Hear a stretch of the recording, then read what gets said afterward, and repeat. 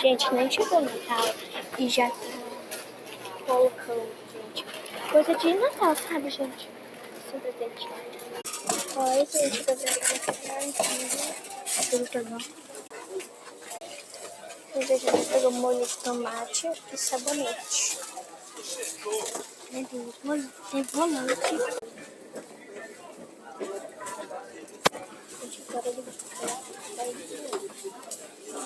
Gente, eu quero comprar um desse pra espirrar na casa, que é muito bom, gente. Meu pai já pegou uma parte de dentão.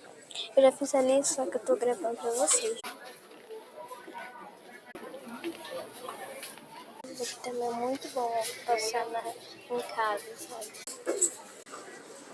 Gente, eu consegui gravar pra vocês. Que coisa grandona, sabe? Muito legal, gente.